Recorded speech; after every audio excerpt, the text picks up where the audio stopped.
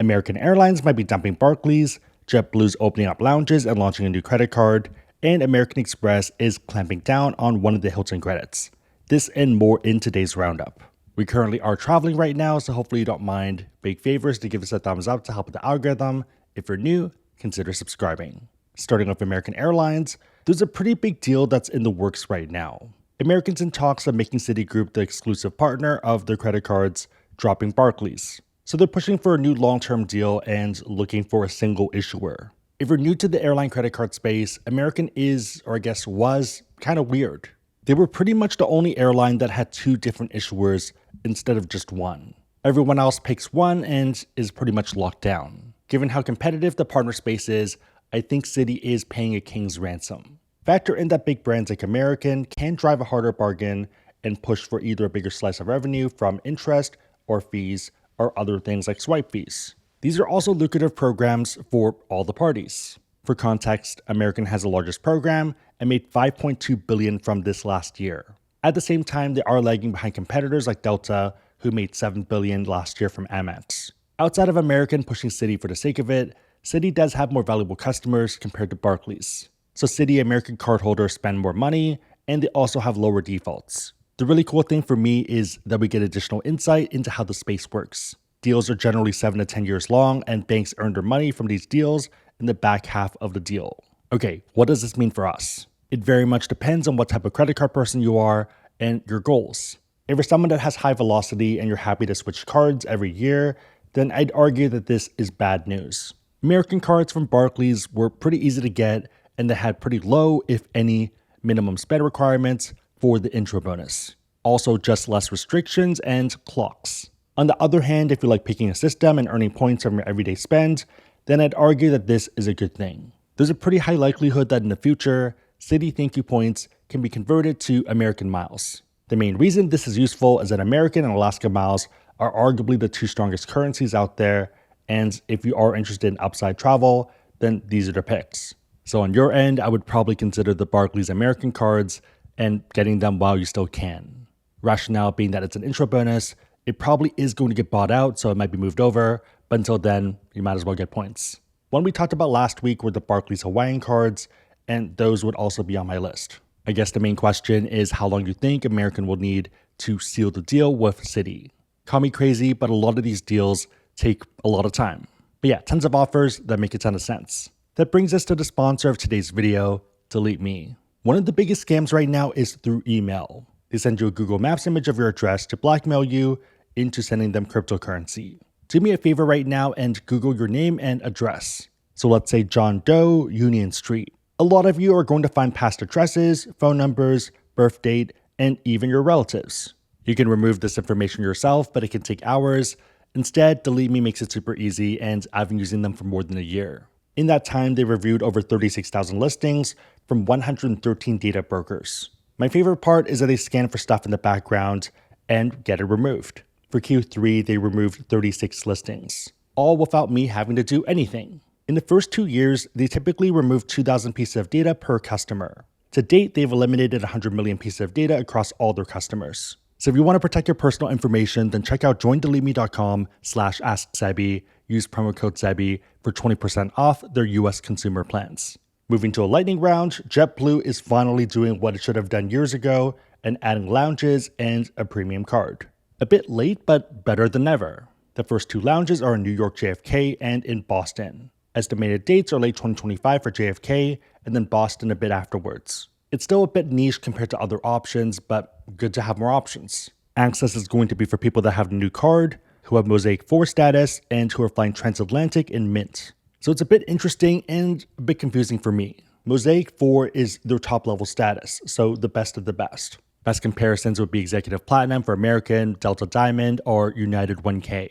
So that makes sense why they would get lounge access. Limiting Mint to only transatlantic flights is definitely a choice, and it pretty much means that if you're flying coast to coast, let's say to SFO or LAX from JFK, then you're out of luck. So you have two very difficult requirements, and third one is a credit card.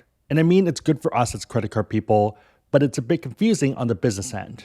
My guess is that they're either going to limit the number of visits per card, or maybe have some type of requirement like spend in order to unlock it. Or the card can have a very high annual fee, with no credits to help offset it, kind of like the Citi American Executive Card. But yeah, excited to see a new card and more lounges because more options never hurt. Super fast, heading over to United, they're stopping a trick that pretty much makes it impossible to get upgrades for normal people. Effective 2025, million mailers can no longer daisy chain 1K or global service status.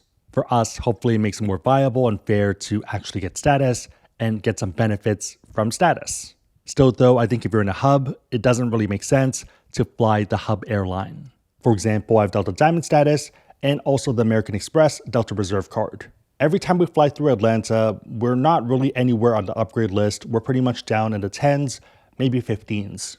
Main reason being that there's too many people that have invite-only level status of Delta 360. They call 360s in first class, and it's 25 or 30 people boarding, and it's not a big plane. And reminder, 360 is people that spend $75K to $125K on Delta flights every year. You're not going to win against executives, consultants, or engineers that are flying every single week. Same reason why a lot of people that are out of SFO don't really bother with United status, because you're not going to win. You're pretty much fighting engineers that are flying to Shanghai every single week in business class and getting credits for those flights. The last story is American Express tightening up how the Hilton Resort credit works. Okay, so what's going on? In the past, if you booked a hotel that was under the Hilton Resorts page, then you're good to go. Whether it's beach, all-inclusive, or luxury, that's fine. Same thing, of course, of spa, golf, and also ski resorts. Also a lot of other ones, and some of them were a bit more questionable. When you pressed view all resorts, you would see anything that coded as a resort on their end and would count for the credit. Back then, and technically right now, still on the page, there's more than 300 options. Fast forward to right now, the credit works for fewer places. By my count, and as of filming, there's 257 options that work. So in the past, about 307 compared to 257 now, so 50 different. Some, like the Hilton Seychelles, North Home, are a bit surprising to me, and same with Baker's Cay. Looking at pictures for both, they both very much look like resorts, and they're still taking reservations. Other ones like Jamana Bali were a bit confusing to me, but then when you did a bit more research, you found out that they're permanently closed. But yeah, lots of other ones definitely feel like resorts. For example, we went to Hilton Dubai The Walk about 6 years ago, and that definitely feels like a resort. One that's super confusing to me is Conrad Las Vegas at Resorts World. Main reason being that Crockford's, which is also at Resorts World and pretty much right next to it, still works. But yeah, a lot of other ones you probably would never go to and would never consider anyways. One that did surprise me though was Waldorf Astoria Seychelles. A lot of the other Seychelles hotels are fine and they're still on the list, but this one isn't, and it's also a flagship hotel for them. I know a bunch of people in the community were going here, so hopefully this is a good heads up. If you're interested in the full list, I'll be sending it as part of the newsletter later this week, and you can check that out at asksebi.com/newsletter. Reminder that the Hilton Resort credit is different from the Hilton credit that you get of other cards. So the Amex Hilton Aspire card gets the resort credit, and if you like traveling to nice places, then you're probably going to find a way to use it either for activities, dinner, or a breakfast upcharge for whatever reason. The Amex Hilton Surpass and Hilton Business have the normal Hilton credit that works for any Hilton hotel, but that one is quarterly compared to the Hilton Resort credit, which is every half year. Main takeaway, if you have the Hilton Aspire card, you're probably going to use the resort credit and you're going to be fine. Main idea though is that you want to double check the list to make sure you're not doing dinner charges that you otherwise wouldn't do. I think a lot of people are saying that this destroys the card or throws a monkey wrench into it, and I really don't think it does. For most people, using the card as intended, you're still going to get value. Absolute worst case, if you're not an adventurous traveler, then go to Crockford's and cover a night. Crockford's is pretty nice and our go-to option if we want to be on that side of Vegas. On that note, if you want to learn about cards, we have links on the website, asksebi.com, and also down below in the description box. Make sure the links are competitive, but otherwise, it is a huge way to support the channel, so thank you in advance. If you made it to this point, leave a monkey emoji in the comments down below, and I'll try to heart it and also respond. 3 questions. Number 1, what do you think is the outcome of the American and Citi and Barclays situation? Number 2, are you excited for the JetBlue lounges and their premium card? Lastly, number 3, are you affected by the Amex change to the Hilton Resort credit, and does that affect how you're going to use the card? Let me know and everyone else know in the comments down below. Big favorite, thumbs up, consider subscribing, but otherwise hope you liked it. See you next time.